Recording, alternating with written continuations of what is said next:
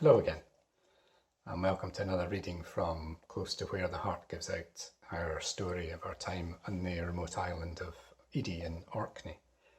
Not all of our patients were human, and several of them were to be animals, and this particular patient was a seal that had become unwell and been trapped in the harbour. We recovered it from the harbour and brought it up to the little shed that was rapidly becoming an animal hospital between the garage and the main house. After speaking to the vets and the Seal Rescue Centre, we were instructed to try and resuscitate the seal by giving it fluid. Unfortunately, nobody from the Seal Rescue Centre could reach us that day because there was an incoming storm. So we had to do the best we could for the seal. So Maggie and I set off to do as we were instructed. Returning to the little shed, armed with various implements, Maggie and I are ready to feed the sick seal pup. The heat lamp suspended above us is giving the whole place an eerie orangey red glow, a bit like an intensive care unit at night. Outside, everything is silent. Even the wind has stopped, hesitating before the storm arrives, waiting to see how things turn out. There's almost no life in the seal pup.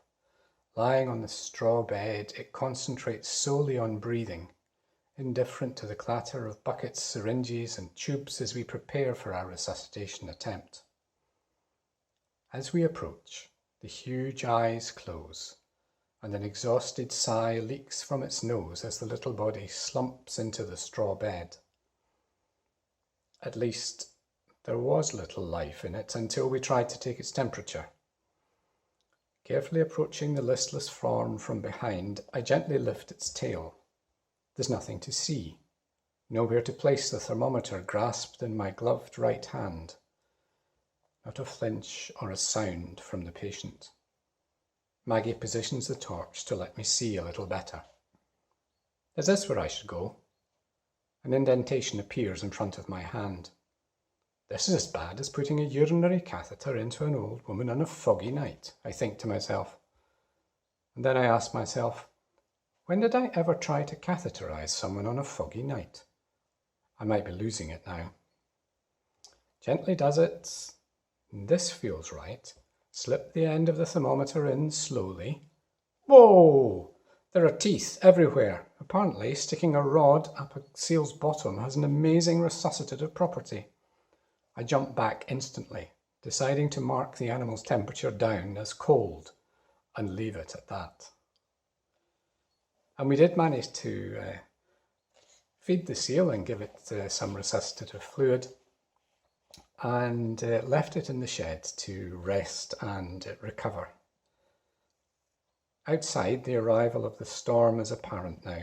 Something about the air before the storm hits warns you of its presence. A breath-holding, neurotic stillness surrounds you.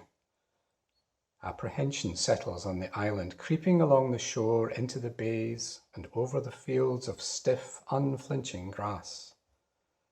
The sea tugs anxiously at the skirts of the island, waves no longer lapping but grabbing the sand with tightly curled, urgent fists, slapping the rocks, hinting at turmoil further out. Birds recognize it too. Winter flocks of curlew fall silent, and oyster catchers on the shore join them in the quiet. Silent and waiting. And that was the nature of storms. You got to understand one was coming, and eventually we learned to live with them. Join me again for another short reading. It's been good to see you. Take care.